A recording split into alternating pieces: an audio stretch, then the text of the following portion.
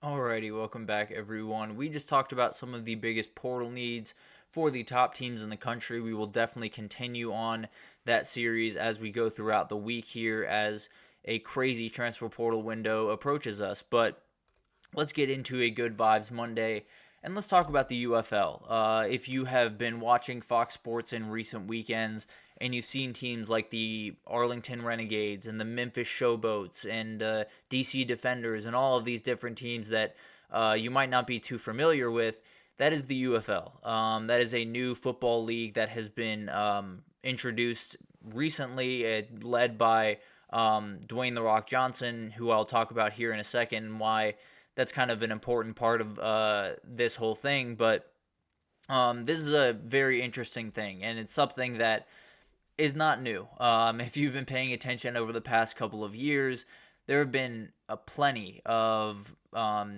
leagues that have tried and failed to create a spring league in football and kind of create a, I don't want to say minor league, but another option to the NFL.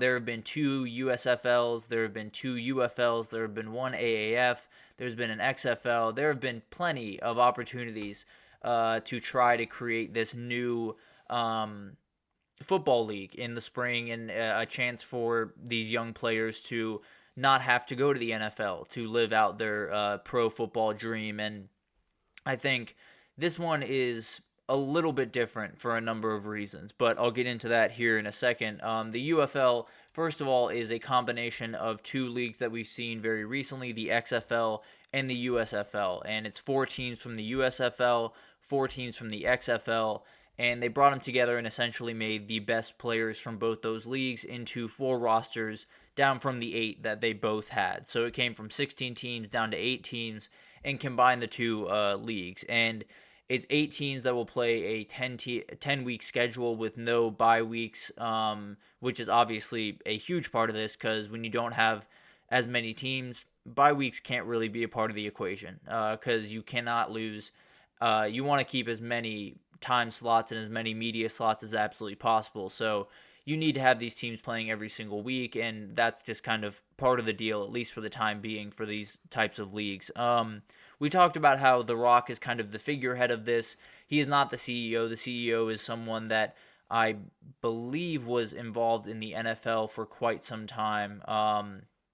With the Ravens, I can't quite remember. I apologize. But basically, they have people overseeing this that have done this before at CEO and president. But The Rock might be, weirdly, the most important person to this equation. And I think it's a very interesting thing that we've seen a lot with these different, pop-up leagues across the world of sports in general, not just football. But you need someone out front that people like, whether you are anti-Rock because of the recent wrestling kind of, I don't want storyline that he's kind of been under.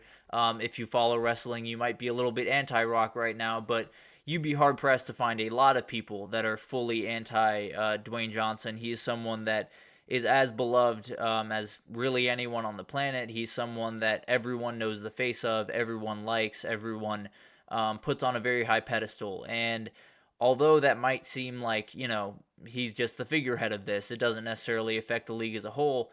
It affects how many advertisers are interested in getting in. And as we know, advertiser money is the money that everyone needs and the money that everyone is after. So it'll be really interesting to see his effect on this league. I think he is someone that is super important to its success, and he's done a great job thus far of promoting it and making it as big of a deal as it has been these couple of weeks. But at the end of the day, a lot more work to do, obviously, and keeping him in the fray is going to be huge for the future of this league. But just to give you an idea of kind of where everything is sitting with this league, they're into week 2 of this league now, and the attendance numbers came out for this past week. And there's one city in particular that is setting the pace. Memphis had the Memphis Showboats had about a little under 9,000 people at their game. The Michigan Panthers had about under 8,000 people at their game. The DC Defenders had about 15,000, a little bit over that.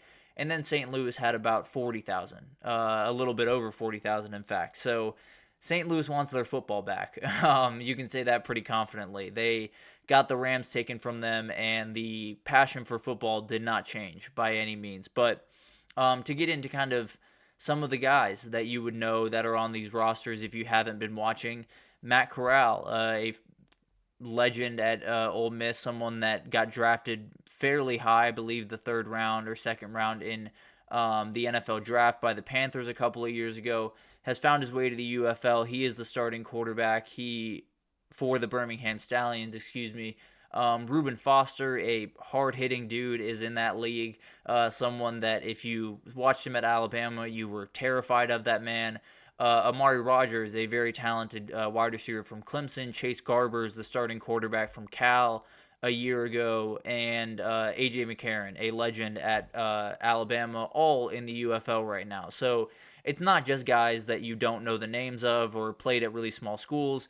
It's guys that, are big-time players in college football and have been for quite some time. These rosters are about 58 players. So it's about 58 guys that get a chance to live out their dream, get a chance to be on the big stage, and that's absolutely huge. I think one of the big things about this is, as I talked about earlier, this has been done before. This has been tried before and failed before, but they're in a great position that a lot of the former ones were not. They have a great media deal with Fox. The production value is much higher. The play-by-play announcers are much better. Obviously the infrastructure around it is better. You have The Rock. You have a lot of different things going in your direction. So there's some real potential here, and it's been successful in the past. Even these, not so successful leagues have been successful in getting guys to the NFL, because that's obviously the end goal. Even as cool as these leagues are, you want to get to the NFL, and Kevontae Turpin is one of the big examples, finding his way to the Cowboys after an electrifying season, and I believe the USFL. I think the USFL, if I'm not mistaken. And he's been pretty electrifying for the Cowboys. Hasn't made a ton of crazy plays, but is definitely someone that every time he gets the ball, you kind of hold your breath if you're an opposing fan. And then another kind of cool thing about this is someone like Donald De La Hoya, a guy that you might know as Destroying on the internet. He was making kind of content on TikTok and Instagram as a place kicker, just absolutely bombing kicks, hitting 60-yarders, hitting 65-yarders, doing remarkable stuff with the ball, and he got a contract. He is now on the San Antonio Brahmas, and he got a chance to live out the dream that he's been trying to live out for quite some time now, and it's just a remarkable thing. It's a crazy thing that would never happen in the NFL. So this ability for a guy to one day be going out to a high school field and kicking field goals and filming himself to preparing for, big time football games is a really cool thing to look at. But the UFL still has tons of work to do to make this a viable league. Obviously, they still have tons of growth potential that could happen. I think placing a team in St. Louis is as big of a deal as you possibly could have had. You have teams in Detroit, DC, and Houston, so some other NFL markets there, but then you have some really good cities outside of NFL markets. San Antonio is another one. Memphis is a great one. Arlington, another one. So you have some other cities there that right now don't have their NFL team, but would very much like one. But finally, before we finish out for the day, if you were looking to root for a UFL team, if you were looking for a team to kind of tie your wagon to, I broke it down in kind of a college football sense of the word. So break down all the star players on these teams, maybe some players that you particularly liked on your team or you particularly liked on another team. But let's start with the Birmingham Stallions. Matt Corral is their starting quarterback. He was the Ole Miss guy.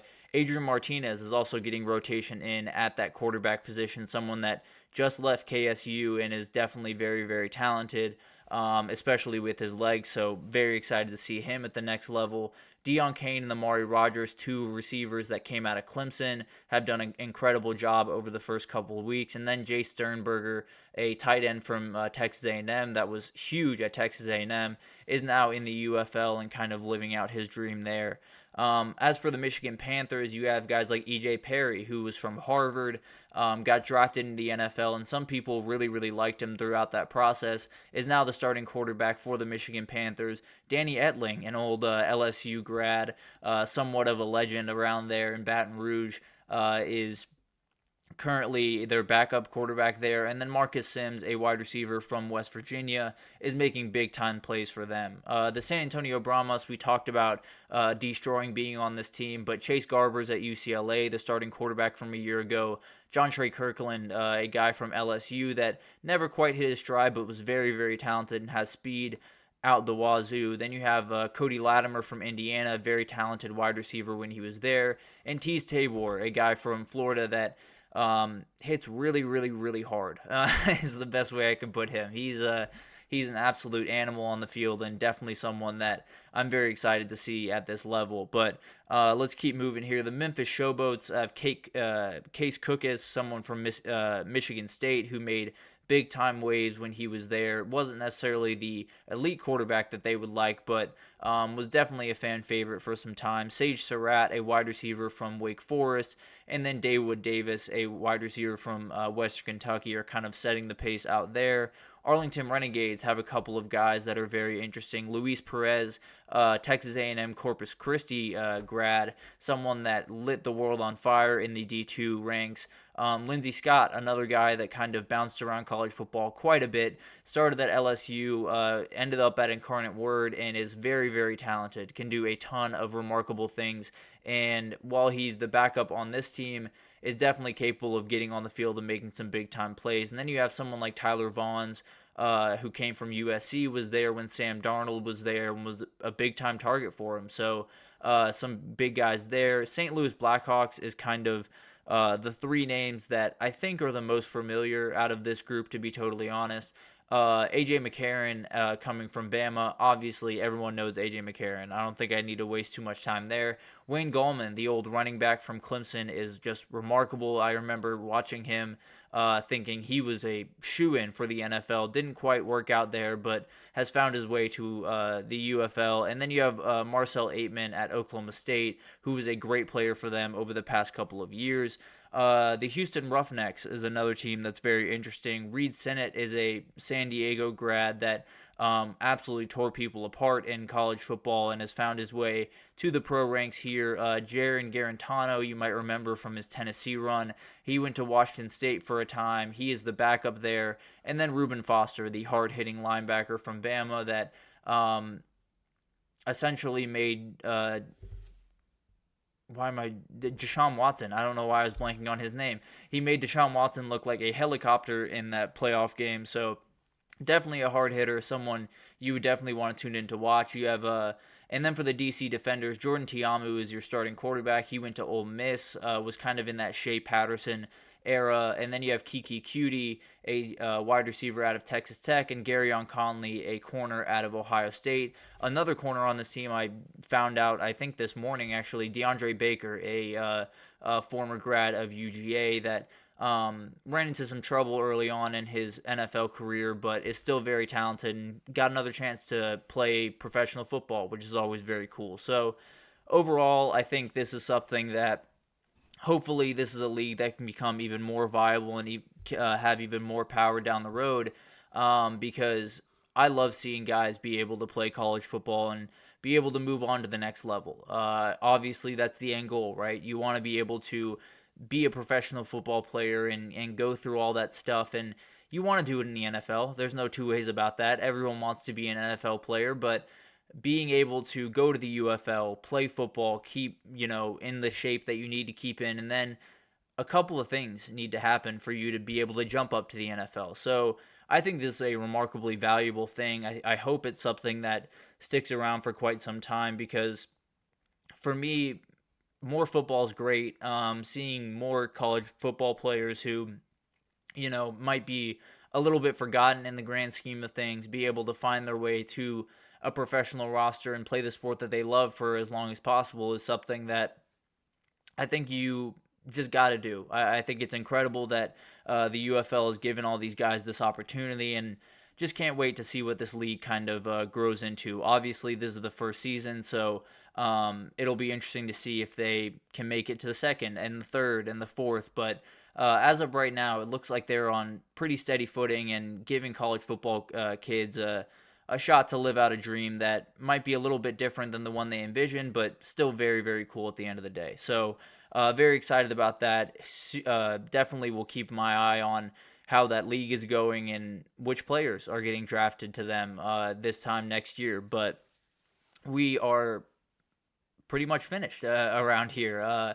That'll do it for this edition of the GSMC College Football Podcast presented by the GSMC Sports Network. Your support means a ton to us, so please remember to subscribe to the show, leave a positive review. It does make a huge difference. Also, follow us on Facebook, Twitter, TikTok, Instagram, all of the social pages for all of the updates you could possibly need. We have tons of people doing incredible work across every sport you can think of. So if you need anything, we are here for you. But thanks again for listening, and I will see you guys tomorrow.